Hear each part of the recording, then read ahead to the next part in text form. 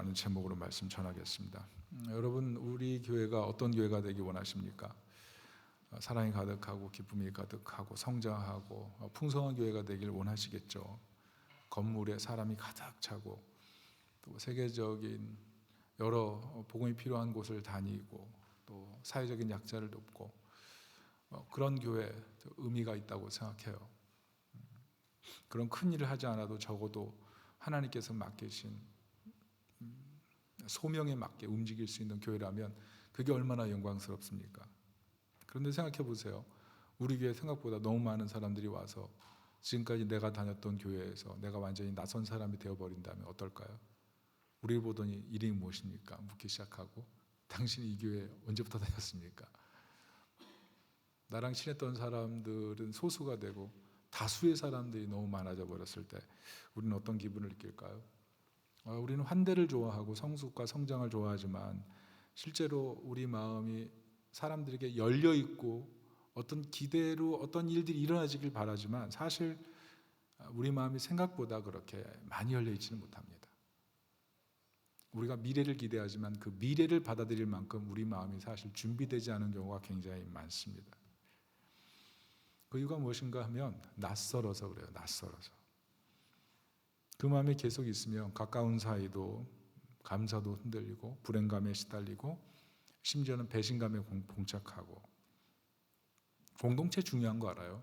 그렇지만 공동체에 충분히 멀어질 수 있는 것, 그게 낯섦이에요. 낯섦.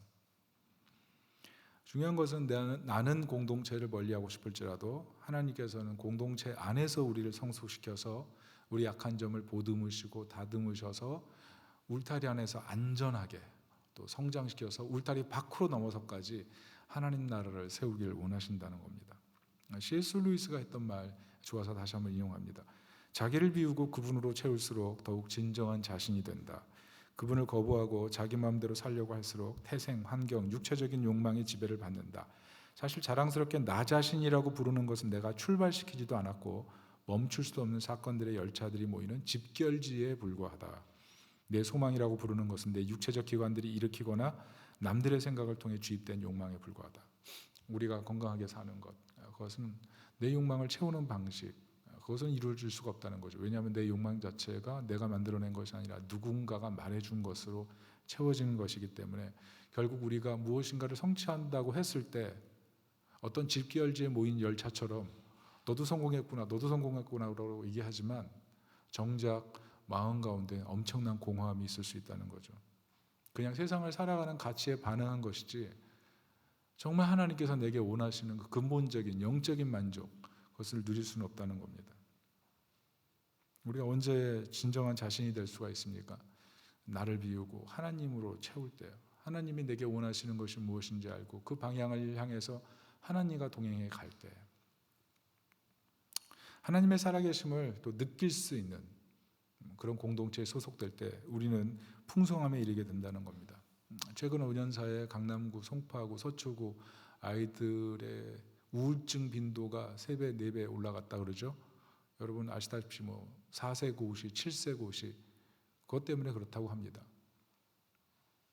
왜 그래요? 공동체에 소속돼서 즐겁고 아름답게 성장해야 될 그 아이들이 어릴 때부터 경쟁, 목표 중심, 목표 달성 여기에 치이니까 정서적으로 건강해질 수가 없는 거죠. 최근 기사 보니까 3050의 남성들이 많이 자살한답니다. 왜냐하면 경제적인 궁핍감, 경제적인 책임감, 자영업자로서의 실패감, 이거 극복하지 못하는 거예요. 그래서 젊은 베르텔의 슬픔을 읽고 많은 사람들이 연민병 입고 권총자살했던 것처럼 오늘날 사회에도 한 가정을 이끌어가고 미래를 이끌어가야 될 3050의 젊은 사람들이 베르텔의 효과처럼 자살로 인생을 마감하는 경우가 굉장히 많다는 거죠. 왜 그럴까요? 정말 마음을 나눌 수 있는 좋은 공동체, 그 힘든 마음을 다독여주고 어떻게 좀 일으켜 설 수 있도록 도와줄 수 있는 그런 좋은 공동체의 결핍, 그게 우리 인생을 정말 불행하게 하는 거죠. 그래서 교회라는 것은요, 좋은 공동체가 돼야 됩니다. 위로자, 소망이 되는 곳, 안식처. 그래서 우리가 해야 될 일이 뭐냐면 낯섦을 잘 극복하는 것입니다. 낯섦. 어떤 공동체에 들어가든지 낯섦이 있거든요. 교회 안에도 있고 작은 소그룹 안에도 있고 심지어 가정 안에도 존재하는 그 낯섦. 그 낯섦을 해결하도록 기도해야 됩니다. 어떤 유명한 목사님이 우연히 미국에서 다른 교회 집회하다가 지나가는 길에 지인을 만났습니다. 미국에서 목회할 때 얘기예요. 이분 얘기가 지인하고 얘기하는데 그 옆에 분이 갑자기 다짜고짜 안수를 요청하더라는 거예요. 근데 이분이 믿음이 없어요. 근데 안수를 요청하더래요. 내용을 들어보니까 미국에서 아들이 대학에 들어가서 이제 좀 더 뭐 배우고 싶은 곳이 있어서 좀 더 미국의 어떤 탑 클래스의 대학으로 이제 이동하는 겁니다. 트랜스퍼한 거예요. 가서 거기서 이제 공부하려고 하는데 문제는 학비가 부족한 겁니다. 심지어 기숙사비도 부족한 거죠. 요즘 미국 물가 많이 뛰고 있어요. 그리고 미국 학비가 상상외로 비쌉니다. 그러니까 이제 학교에서 너 더 이상 이제 학교에서 받아줄 수 없다. 이제 끝이다. 이제 언제까지 돈을 내라. 그게 다음 주 화요일이라는 거죠.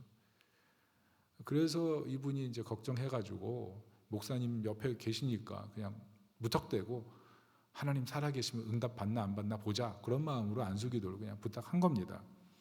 그래서 이제 목사님이 안수기도를 했는데 어떤 일이 났을까요? 어떤 일이 났을까요? 이분 직업이 뭐냐면 샌드위치 가게에서 알바를 하는 거예요. 그러니까 뭐 미국에 이민 가거나 미국에 사는 분들이 실생활 돌아보면 그렇게 부유하지 않습니다. 우리나라보다 훨씬 더 타이트하게 살아가는 분들이 굉장히 많아요.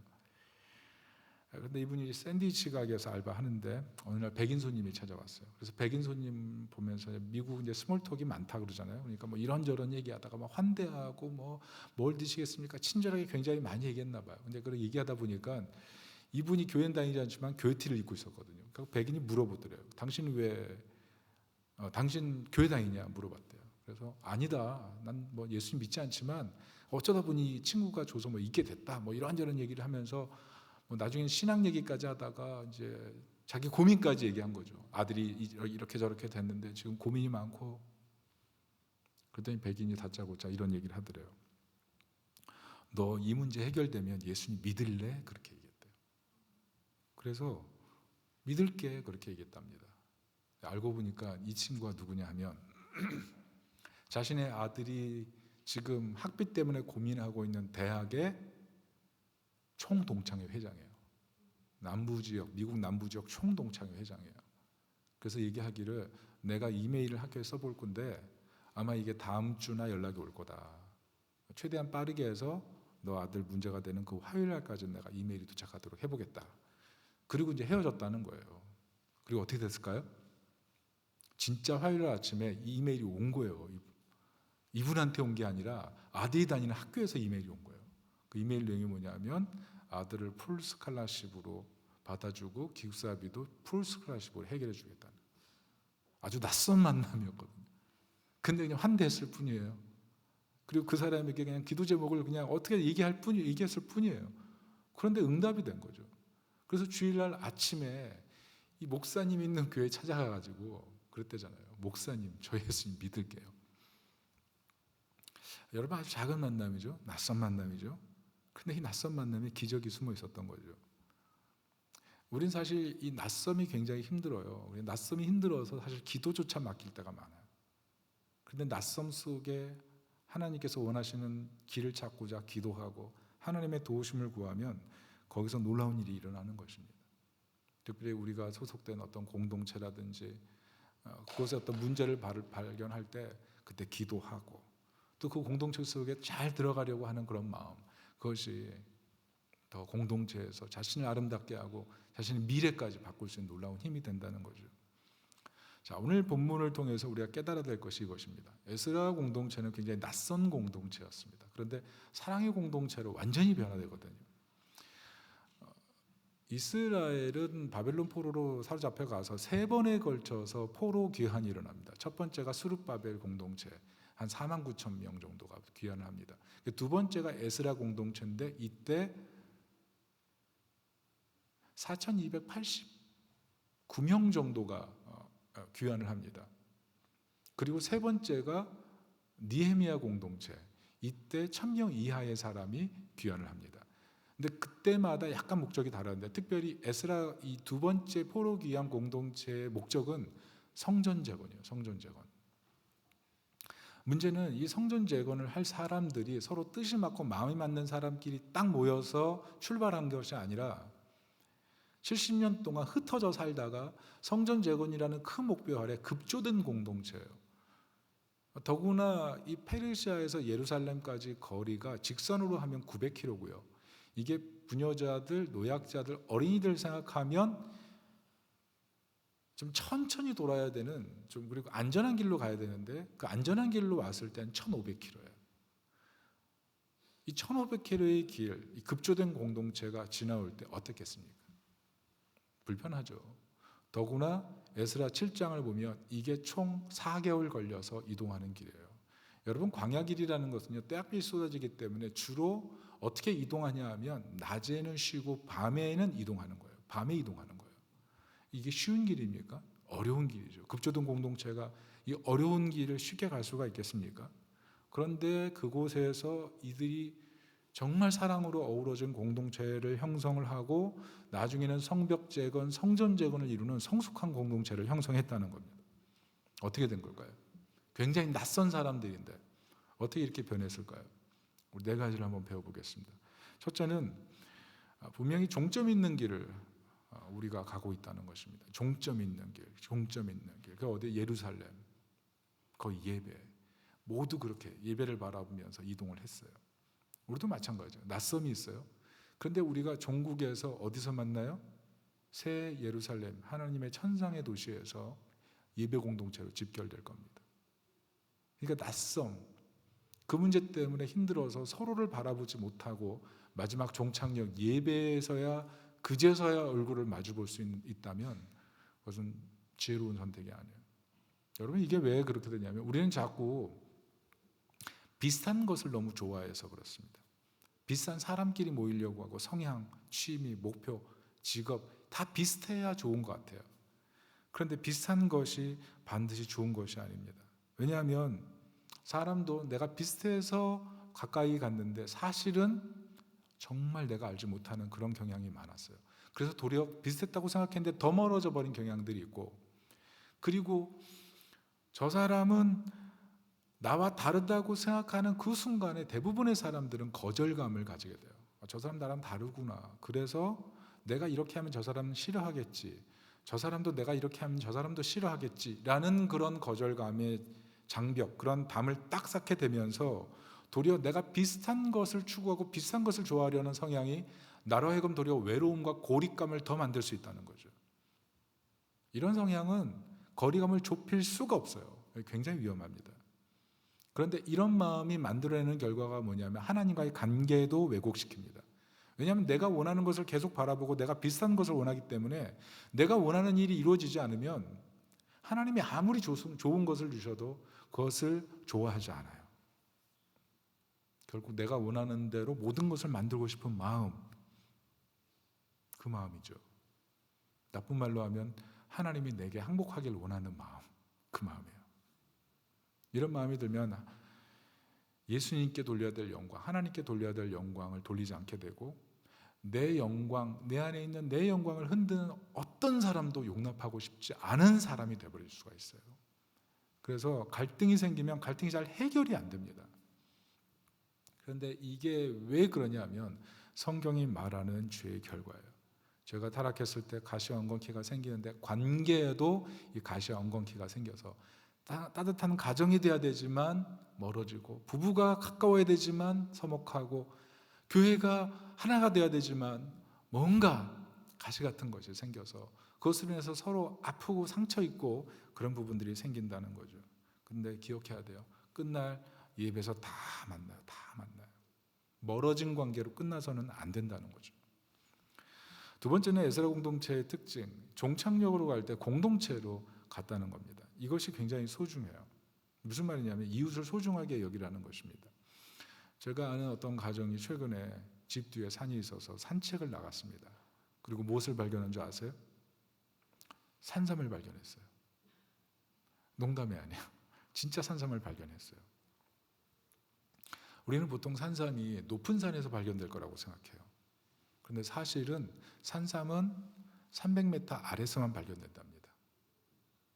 왜냐하면 산삼은 사람이 키울 수 없기 때문에 누군가 숲속에 있는 동물들이 키우는 거예요. 근데 주로 새들이 키운답니다. 그래서 새들이 어떻게 했냐면 그걸 먹고 날아다니다가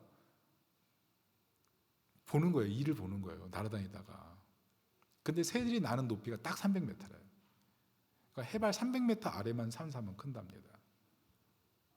이분이 우연히 신만이를 만나서 그 얘기를 듣고 그냥 한번 산책을 나가본 거예요. 그런데 진짜 산삼을 발견한 거예요. 어떻게 알았느냐? 요즘은 핸드폰이 있잖아요. 찍어서 돌려보니까 산삼 맞는 거죠. 아마 혼자는 못 봤겠죠. 부부끼리 같이 갔으니까 천천히 얘기하다 보니까 발견한 거겠죠. 좋은 소식은 아직 캐지 않았다는 것, 그리고 제가 어느 산인지 알고 있다는 것. 그러나 위치는 알려주지 않았어요. 여러분, 행복이 언제 커지는지 아세요? 같이 있을 때요. 즐거운 얘기도 같이 누리면 더 커지죠. 근데 지금 같이 있는 사람과 천국까지 같이 갈 때 공동체를 잘 형성하고 간다면 얼마나 행복하겠습니까? 그래서 인생을 살면서 낯선 사람을 나의 선물로, 하나님 주신 선물로 잘 받아들이셔야 돼요. 오늘 이 에스라 공동체가 그것을 잘 했습니다. 특별히 20절, 38절을 보면 이 에스라 공동체의 특징은 이방인과 함께하는 공동체였어요. 그 대표적인 존재들이 느디님 사람들입니다. 느디님. 이 느디님은 히브리어로 나탄이라는 뜻인데, 나탄은 주다, 드리다, 뭐 이런 얘기예요. 주다, 드리다. 이 느디님이 사실 성경에 정확하게 어디서 출발했는지 나오지 않습니다. 그러나 학자들은 이 느디님을 여호수아 9장에 나오는 기본 족속이다 이렇게 생각을 합니다. 여러분, 여호수아서는 어떤 것입니까? 가나안 땅에 있는 가나안 7족속을 멸망시키는 얘기예요. 그 중에 대표적인 족속 중에 하나가 기브온 족속입니다. 근데 여호수아 9장을 보면 기브온 족속이 자신들이 가나안 7족속이 아닌 것처럼 허름하게 꾸며와서 언약을 체결하죠. 서로 공격하지 않고 서로 협조하는 그런 언약문을 체결합니다. 나중에 보니까 가나안 7족속 중에 하나죠. 그래서 깜짝 놀라서 웅성웅성 대다가 어떻게 합니까? 기브온 족속을 성전에 물 깃는 자, 나무 패는 자로 영입합니다. 그래서 레위 족속을 돕게 만들어요. 제사장이 성전 제사를 드릴 때 제사장이 있고 레위는 제사장의 역할을 보조하는데 그 일이 힘드니까 누군가가 필요했는데 기브온 족속이 딱 들어와서 그 일을 마감한 거죠. 그런데 오늘 보면 이 이방인 멸망당했어야 될 이 느디딤 사람들이 성전 재건을 위해서 가장 중요한 인물로, 중심 인물로 일하고 있다는 것을 알게 된다는 거죠. 근데 이게 왜 놀라운 일이냐면 원래 중심이 누구여야 하냐 하면 레위인들이어야 된다는 거죠. 여러분, 성전이 이동할 때, 성막이 이동할 때 항상 제사장과 레위인들이 중심이 돼서 이동을 시켰습니다. 그런데 오늘 본문에 보니까 레위인들이 있어요, 없어요? 한 명도 없어요. 한 명도. 왜 그렇습니까? 왜냐하면 예루살렘의 성전이 없거든요. 예루살렘은 지금 열왕기 상을 보면 24장을 보면 바벨론 포로로 사람들을 끌어간 다음에 거기에 남아있는 사람들 완전히 가난한 사람들이에요. 그러니까 레위가 갔을 때 거기서 먹고 살 길이 너무 막연한 거예요. 그리고 70년 동안 바벨론 포로 생활을 하면서 완전 직업 전환이 다 이루어졌습니다. 그래서 레위를 모집했을 때 레위 사람이 없는 거예요. 근데 1차 포로 귀환 때도 보면 49,000명 정도 포로가 귀환할 때 그때 제사장들이 4,000명 정도 됐었고, 그리고 레위 사람이 431명인가 밖에 되지 않았어요. 100분의 1도 되지 않았어요. 341명, 100분의 1도 되지 않았습니다. 굉장히 작은 수가 같거든요. 근데 2차 포로 귀환에는 한 명도 없는 거예요. 한 명도. 그래서 에스라가 가시바 지방으로 사람을 보내서 콜링을 한 겁니다. 아마도 학자들이 가시바 지방이 레위들의 정착지였을 거다, 집성촌이었을 거다 이렇게 생각을 합니다. 그런데 거기서도 고작 온 사람이 40명이에요. 42명. 그리고 느디딤 사람이 220명이 들어온 거죠. 여기서 발견하는 게 뭡니까? 이방인들은 이스라엘 사회에서 완전 편견과 편애의 대상이에요. 낯선 사람들이에요. 그런데 성전 재건에 참여할 때, 정작 성전 재건에 참여할 때 이 중심으로 쓰였던 사람들은 느디딤 사람들이었다는 거죠. 레위 사람들이 왜 들어오지 않은 거예요? 먹고 살 길이 막연하니까. 아무것도 할 수 없는 거예요. 성전 재건을 했을 때 가서 뭐 당장 먹고 살 길이 없고 이미 바벨론에서는 정착을 했고, 그래서 오늘 본문을 보면서 우리가 갖고 있는 그런 생각들이 깨지는 거예요. 낯선 사람들, 이스라엘 공동체를 정말 형성하기에 가장 중요한 인물로 쓰였던 사람들은 레위나 일반 사람들이 중요하게 봤던 어떤 제사장 그룹이 아니라 사실은 느디딤이라는 아주 막 일꾼으로 헌신된 사람들을 통해서 사실은 공동체가 형성이 됐고 가장 큰 소망을 가지고 예루살렘으로 향하게 됐다는 겁니다.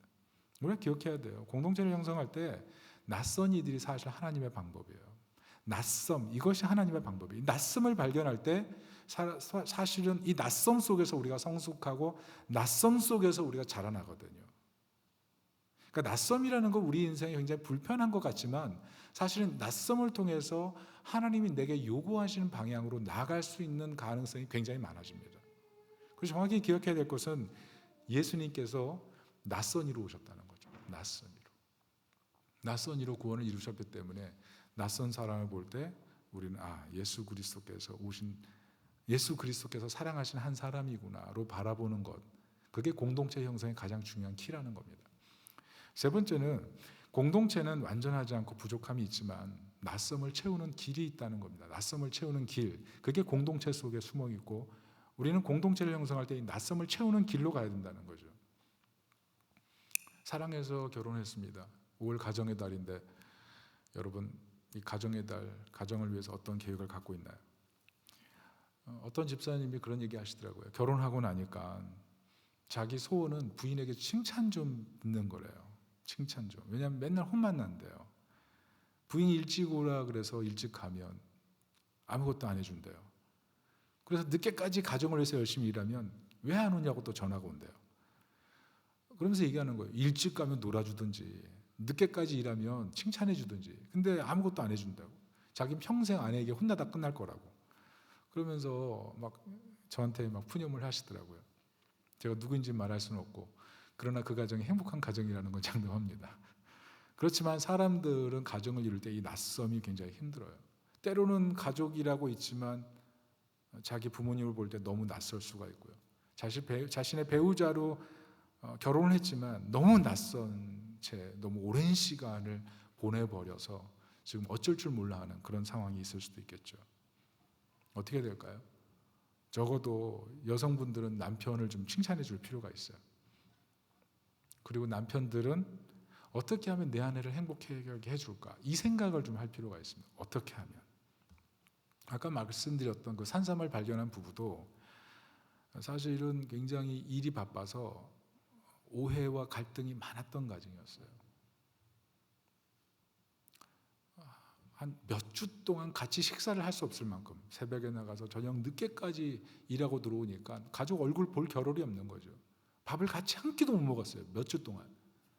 이것 때문에 갈등이 그냥 폭발 직전이었는데 잘 봉합되고 우연히 산책 나갔다가 산삼을 발견한 거예요. 산삼을. 근데 물어보니까 어떻게 발견했냐고 물어보니까 정상적인 등산로길에 있지 않고 자기네들 어떻게 잘못해서 샛길로 빠졌다는 거예요. 낯선 길로 가는데 거기 산삼이 있더라는 거죠. 낯선 길에 뜻하지 않은 선물. 낯섦.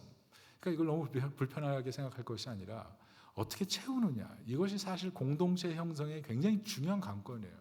낯섦을 채우는 길. 자, 오늘 에스라가 공동체를 성숙한 길로 갈 때 일으켰던 변화의 중심에는 뭐가 있냐면 하나님의 은혜가 있습니다. 오늘 18절 보면 그렇게 써 있거든요. 하나님의 선한 도우심을 힘입어서. 무슨 말입니까? 성전이 없어요. 가난해요. 나라 없어요. 하나님 우리 버리셨나? 이 절망감, 자괴감. 하나님에 대한 의혹이 가득해서 기도 한 번, 말씀 한 번, 너무나 거리가 멀어져 있는 상태예요. 그런데 에스라가 이스라엘 공동체, 이 굽져든 공동체를 모아서 했던 일이 뭐냐면 하나님의 은혜를 바라는 것이 우리가 해야 될 가장 중요한 일이다. 이것을 가르쳤다는 것입니다. 그래서 1500km를 이동하면서 점점 하나님이 기뻐하시는 아름다운 공동체를 만들어 갔다는 거죠. 여러분, 부부 사이가 언제 가까워지는지 아십니까? 부부 사이는 서로 사랑한다고 가까워지는 게 아니에요. 서로 사랑한다고 가까워지는 게 아니고 사실은 하나님의 은혜를 바라볼 때 정말 가까워지는 거예요. 왜냐하면 서로 비슷한 것이라고 결혼하지만 서로 다른 것이 너무 많거든요. 그런데 하나님을 사랑하는 같은 마음이 있을 때 서로 그 하나님을 바라보면서 같이 가까워지는 겁니다. 그래서 결혼은 신비한 트리알로지예요. 하나님과 셋이 모여서 같이 하는 대화, 이 속에서 가정이 행복해지는 것입니다. 결국 하나님의 은혜가 공동체 형성의 가장 중요한 원리라는 겁니다. 오늘 특별히 에스라가 이 하나님의 은혜의 도우심을 바라보면서 공동체 형성을 위해서 했던 것이 4가지예요. 첫째, 회개예요. 21절 보면 철저하게 금식하면서 온 이스라엘 공동체가 하나님 성전이었고 가난하고 삶이 붕괴된 이 현실을 바라보면서 하나님과 너무 멀어져 있던 우리 자신의 모습을 회개합니다. 우리 인생을 정말 책임지실 수 있는 분은 바로 하나님이십니다. 그렇게 고백하면서 회개하고 나아갔다는 거예요. 여러분, 우리 문제는 늘 자신의 문제를 바라보지 않고 남의 문제만을 바라보는 게 너무 커서 그렇습니다. 하나님 앞에서는 항상 내 죄를 회개해야 돼요. 다른 사람의 죄도 회개해야 되지만 내 죄. 보통 우리는 어떤 생각을 갖고 있냐면 내가 원할 때 이 문제는 풀릴 수 있어. 내가 원할 때 나는 언제든 은혜를 받을 수 있어. 나는 홀로 존재해도 괜찮아. 이런 생각. 사실 위험한 생각이에요. 하나님은 공동체를 원하시죠. 두 번째는 믿음이에요. 오늘 22절 이스라엘 공동체의 특징이 뭐냐면 하나님의 전폭적인 지원이 있을 거라는 믿음을 가지고 1500km를 이동했다는 겁니다. 여러분, 이 바사왕이 어떻게 했냐면 군대를 보내서 1500km의 행로를 도와주려고 그랬어요. 그런데 에스라가 거절합니다. 왜냐하면 하나님만이 이 공동체를 보호하실 수 있다는 믿음을 가지고 모든 공동체 사람들이 하나님만을 믿고 1500km를 이동하기를 원했거든요. 근데 실제로 그렇게 됐고 그 믿음의 결과 하나님만을 바라는 성령의 공동체가 됐다는 겁니다. 하나님의 도우심만을 바라보는. 그러니까 가정의 회복이 언제 이루어지냐면 가정에 들어갔을 때 하나님을 바라보는 거예요. 가정을 이뤘을 때 상대방의 얼굴을 바라보고 문제를 바라보는 것이 아니라 하나님을 바라보는 눈으로 상대방을 바라볼 때 하나님이 우리 가정에 일하실 것이라는 기대감을 가지고 가정을 바라볼 때 그 믿음을 가지고 바라볼 때 일어난다는 거죠.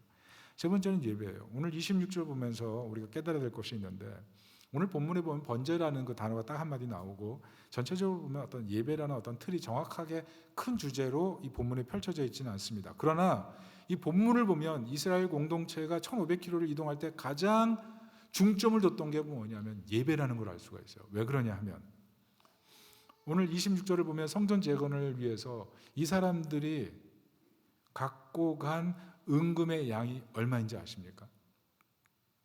은으로 650달란트예요. 근데 당시 페르시아의 무게로 환산하면 이 650달란트가 몇 톤이냐 하면 25톤이에요. 그리고 은 100달란트인데 이것도 무게로 환산하면 4톤입니다. 그리고 금 100달란트도 있죠.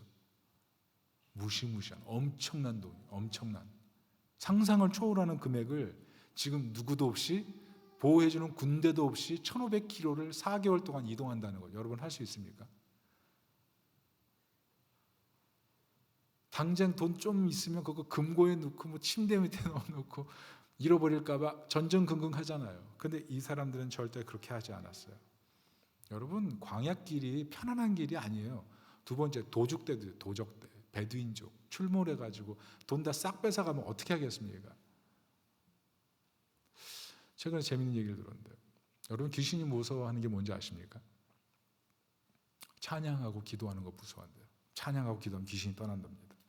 어떤 분이 산을 타다가 길을 잃었는데 허름한 집이 있더래요. 그래서 거기 들어가서 이제 하루 자기로 하고 잠을 잤는데 귀신이 나타났대요. 얼마나 무서워요. 그래서 어떻게 했을까요? 막 기도하고 찬양하고 열심히 했는데 떠났을까 안 떠났을까요? 안 떠났으니까 이 얘기가 나왔겠죠. 안 떠나는 거예요. 그런데 이 말을 하니까 떠나더래요. 그게 뭐냐면 귀신아 헌금해라 그랬더니 떠났대요. 헌금해라. 제 얘기가 아니라 강정희 목사님 설교에 나오네요. 마귀가 가장 싫어하는 게 헌금이다. 근데 이게 의미가 있는 얘기예요. 왜냐하면 우리가 정말 예배하는 게 뭐냐면 물질이거든요. 우리가 진짜 인생에서 정말 중요하게 생각하는 게 돈이거든요. 근데 오늘 보세요. 이스라엘 사람들이 성전을 재건하기 위해서 은을 650달란트, 금도 100달란트, 뭐 은그릇, 뭐 금, 쭉 이동시킨단 말이죠. 이게 지금 30톤이 넘는 이 엄청난, 그래서 학자들은 이게 뭔가 좀 문제가 있다라고 얘기를 하지만 하여튼 1500km를 이동시켰단 말이죠. 그런데 군대를 거절했어요. 이 사람들이 1500km를 했던 것이 1500km를 이동하면서 했던 이 여정의 길이 뭐냐면 한마디로 예배예요, 예배. 오직 하나님이 왕이십니다. 이 고백을 하는 거죠. 여러분, 우리가 공동체를 형성할 때 가장 위험한 게 뭔지 아세요? 하나님보다 더 사랑하는 그 무엇이에요? 어떤 가정에는 자존심이 문제가 될 수가 있어요. 어떤 가정은 진짜 물질이 문제가 될 수가 있어요. 어떤 가정은 자녀가 문제가 될 수가 있죠. 어떤 가정은 생각하는 방식이 다르기 때문에 문제가 될 수가 있죠. 그러나 적어도 그것이 하나님의 주권, 하나님의 왕대심을 거절하게 만드는 것이라면 그게 우상이에요. 그것을 내려놓을 때 낯섦은 하나님의 은혜로 채워지기 시작합니다. 그리고 네 번째는 사랑이에요. 오늘 25절 보면 왕과 모사와 방백과 이스라엘 무리가 오늘 예물을 드립니다. 그런데 이 예물을 28절을 보면 어떤 예물로 표현했냐면 즐거이 드린 예물, 그러니까 사랑으로 드린 예물이에요. 그리고 더 놀라운 건 뭐냐면 이 엄청난 은금을 이동시키고 나서 예루살렘에 도착해가지고 은금을 다 헤아려요. 은금을 다 헤아리는데 1세겔도 오차가 없어요. 한 푼도 오차가 없어요. 이게 굉장한 겁니다. 여러분 이게 정상적인 거라고 생각을 대부분 하실 텐데 저는 은 도매하시는 분을 알기 때문에 이분이 그러셨어요. 처음에 자신이 금 도매하고 금 물건을 팔았는데 하지 않는다는 거예요. 왜냐하면 금을 갖다가 세공하고 금으로 물건을 만들 때 금 가루가 떨어진다는 겁니다. 그럼 이 금가루를 모으면 다시 또 이렇게 금이 가치가 있는 거죠. 근데 금을 세공하다 보면 자꾸 금이 손실된다는 거예요. 그래서 직원들이 세공하다 이거 남은 것을 갖고 와야 되는데 이게 자꾸 빈다는 거죠. 그래서 금을 이만큼 샀지만 실제로 팔고 나면 도리어 이득이 안 남는다는 거예요.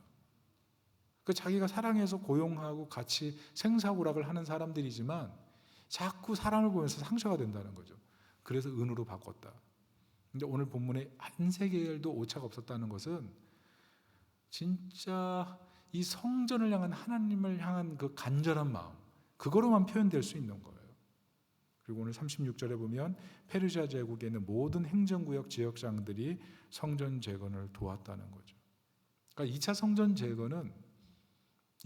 재건이 어떻게 보면 다윗이 만들어 놓은 엄청난 재물을 중심으로 세워졌다면 2차 성전 재건은 다윗만큼 화려하진 않지만 사랑의 성전으로 아름답게 지어졌다. 이것을 볼 수가 있어요. 우리가 공동체 형성할 때 가장 더 필요한 게 무엇인지 얘기해 주는 거죠. 뭐가 더 필요해요? 정말 필요한 것 사랑이다. 사랑. 이 공동체 형성의 최종점, 어떻게 보면 최종점이자 어떻게 보면 가장 중요한 것, 얼마나 더 사랑하는가. 그래서 우리가 이 부분을 놓고 고민해야 된다는 겁니다. 나는 정말 더 사랑하려고 하고 있는가? 더 사랑하려고 하고 있는가? 왜 제가 이 얘기를 하는지 네 번째에서 말씀드리겠습니다. 네 번째는 최종 목적지까지 예수님과 함께하는 담대한 공동체 여정이 돼야 된다는 것입니다. 여러분 우리가 조심해야 될 것이 무엇이냐면 사랑은 결심으로 되지 않는다는 것입니다. 결심으로 사랑할 수 없어요. 사랑할 수 있는 방법은 정말 뭘까요? 누가복음 6장 32절부터 36절 같이 한번 읽어볼게요. 자, 교독합니다. 시작. 너희가 만일 너희를 사랑하는 자만을 사랑하면 칭찬받을 것이 무엇이냐? 죄인들도 사랑하는 자는 사랑하느니라. 너희가 만일 선대하는 자만을 선대하면 칭찬받을 것이 무엇이냐? 죄인들도 이렇게 하느니라. 너희가 받기를 바라고 사람들에게 구워주면 칭찬받을 것이 무엇이냐? 죄인들도 그만큼 받고자 하여 죄인들에게 구워주느니라. 오직 너희는 원수를 사랑하고 선대하며 아무것도 바라지 말고 구워주라. 그리하면 너희 상이 클 것이요 또 지극히 높으신 이의 아들이 되리니 그는 은혜를 모르는 자와 악한 자에게도 인자하시니라. 너희 아버지의 자비로우신 같이 너희도 자비로운 자가 되라. 여러분 우리가 사랑하지 못하는 이유는요 너무 낯설기 때문이라고 얘기했죠. 사랑하는 사람만 그래서 사랑할 수 있어서 그래요. 나를 좋아해 주는 사람만 사랑할 수 있어서 그래요. 나에게 줄 것이 있는 사람만 사랑하기 때문에 그래요. 낯섦 때문에 그렇거든요. 그래서 사람은요, 은혜를 많이 알고 예배 때 은혜를 받아도 딱 예배당을 벗어나는 순간 더 이상 긍휼을 베풀 힘이 없습니다. 왜 그럴까요? 그래서 신앙생활하면서 사랑에 대해서 자포자기한 사람들이 의외로 많아요. 교회에서 예배드리지만 사랑에 대해서 그 부분에 있어서는 더 이상 용기도 자신도 없는 사람들이 굉장히 많습니다. 그래서 오늘 본문에서 우리가 잠깐 읽었지만 우리로 하여금 정말 사랑하게 만드는 그 힘, 그것을 발견해야 된다는 거예요. 그게 뭐냐면 하나님의 자비로우심, 하나님이 얼마나 날 자비롭게 대하시고 사랑했는지를 깨달을 때야 우리는 진짜 사랑할 수 있다는 거죠. 그것을 믿어야 된다는 것입니다. 우리 교회 주현이라고 있어요. 지금 예배 시간에 얘기하고 있는 우리 주현이가 있어요. 주현이가 저에게 전화를 자주 겁니다. 목사님 뭐예요? 그리고 프라이버시지만 가끔 혼날 때, 집에서 부모님께 혼날 때도 전화해서 저한테 막 속상한 마음을 토로해서 같이 그래 기도하고 막 그럴 때가 많아요. 근데 최근에 주현이가 아프기도 하고 바쁘기도 해서 교회 잘 못 왔어요. 그래서 제가 전화를 했습니다. 주현아, 교회 오면 내가 선물 사줄게. 그리고 지난주에 교회 왔어요.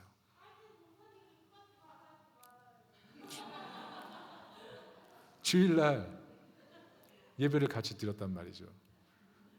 그리고 밥을 먹었는데 저한테 찾아왔어요.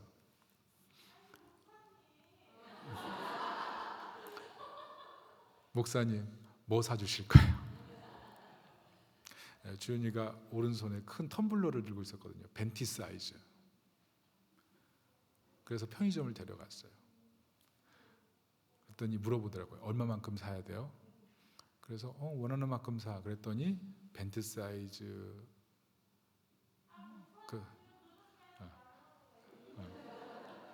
텀블러를 저한테 탁 맡기고 들어가서 쇼핑을 했죠. 근데 제가 거기서 은혜 받았어요. 그게 뭐냐면 이 친구가 나를 믿어주는구나. 내가 다 살 걸 믿어준다. 뭘 사도 내가 계산해 줄 걸 믿어주는구나. 그리고 그게 끝나지 않고 그 산 거를 교회 와가지고 애들한테 다 나눠줬어요. 그것을 보면서 우리 주연이가 천국을 살아가는구나. 천국을 살아가는구나. 칭찬이에요. 천국을 살아가는구나. 제가 은혜 받았어요. 우리는 더 사랑할 수 있는 힘은 우리가 믿는 대상에 따라 달라지는 거예요. 정말 하나님이 자비하심이 너무 크다고 생각하면 우리는 그것을 믿기 때문에 사랑할 수 있어요. 나눠줄 수 있어요. 베풀 수 있어요. 여러분, 공동체 형성, 지금 내가 몸을 담고 있는 가족, 교회, 내가 소속된 모든 곳에서 하나님의 자비하심을 얼마나 믿고 있습니까? 하나님의 자비하심을. 오늘 에스라서에서 우리가 발견해야 될 정말 중요한 주제가 무엇이냐면 예수 그리스도께서 이 땅에 에스라처럼 오셔서 굉장히 낯선 공동체에 오셔서 하나님 나라 공동체로 바꾸셨고 그 공동체를 바꾸시기 위해서 생명을 버리셨다는 거예요. 이사야 53장에 보면 예수님께서 얼마나 철저하게 사람들에게 타자화되셨는지, 얼마나 낯선 대접을 받으셨는지를 알게 되죠. 오직 우리를 구원하셔서 하나님 나라 공동체에 편입하시기 위해서 자신을 완전히 타자화되시고 우리는 하나님께 완전히 자녀되게 만드셨죠. 여러분, 그걸 기억해야 돼요. 예수님께서 철저하게 타자가 되셨기 때문에 타자가 되는 고통을 이해하세요. 예수님께서 편견과 편애 속에 죽으셨기 때문에 이 땅에서 공동체에 소속되지 못하고 어려워하는 그 마음을 누구보다 헤아리시고 치유하기 원하시고, 또 타자가 되셨기 때문에 낯설어하는 그 마음을 이해하시고 공동체 속에 들어올 수 있도록 주님이 늘 이끌어 주신다는 것, 그걸 기억해야 돼요. 정말 우리가 이 예수 그리스도의 사랑을 안다면 공동체에 초대하고 그리고 누군가를 공동체에서 환대하고 그 일을 시작해야 돼요. 요한복음 15장 21절을 한번 같이 읽어보겠습니다. 같이 읽어볼게요. 시작. 아버지여, 아버지께서 내 안에 내가 아버지 안에 있는 것 같이 그들도 다 하나가 되어 우리 안에 있게 하사 세상으로 아버지께서 나를 보내신 것을 믿게 하옵소서. 주님의 기도예요. 하나 되게 하소서. 이게 주님의 기도예요. 예수 그리스도의 놀라운 사랑을 받았다면 우리는 하나 되게 할 의무가 있어요. 가정을, 부부관계를, 그리고 우리가 소속된 소그룹을, 그리고 하나님 나라 공동체를. 여러분, 세상은 낯설어요. 진보와 보수가 서로 달라요. 내향인과 외향인이 서로 달라요. 한국과 일본 서로 달라요. 명품관 쇼핑러하고 편의점 쇼핑러하고 서로 달라요. 호나우두 팬하고 메시 팬하고 달라요. 우리는 다 달라요. 낯섦 속에 살아가요. 그런데 예수님께서 수직적 화해를 이루시기 위해서, 수평적 화해를 이루기 위해서 십자가에서 죽으시고 하나님의 놀라운 자비하심을 우리에게 보이셨다면 우리가 어떻게 해야 되겠습니까? 오늘 말씀의 결론을 맺습니다. D.L. 무디가 이런 얘기를 했어요. 나는 나 자신만큼 나에게 많은 문제를 안겨준 인간을 만나본 적이 없다. 여러분, 사람이 문제예요. 누구와 문제가 아니고 내가 문제예요. 내가 문제예요. 우리는 살면서 낯섦을 경험할 수밖에 없어요. 그럼 낯섦을 줄 수밖에 없어요. 그러나 예수님께서 이 낯선 우리를 위해서 낯선 자가 되셔서 편애와 편견으로 죽으셨다면 우리가 이웃을 받아들이는데 낯설게 할 이유도 없고 편견과 편애를 줄 이유도 없어요. 우리가 받은 사랑의 크기에 반응해서 누군가를 환대하고 그 사람을 사랑으로 품는 것, 그걸 정말 주님이 원하시는 것. 우리 한 사람 한 사람이 예수님의 사랑 때문에 사랑이 가득한 공동체를 형성하시기를 예수님의 이름으로 축원합니다. 아멘. 우리 다 같이 한번 찬양하겠습니다.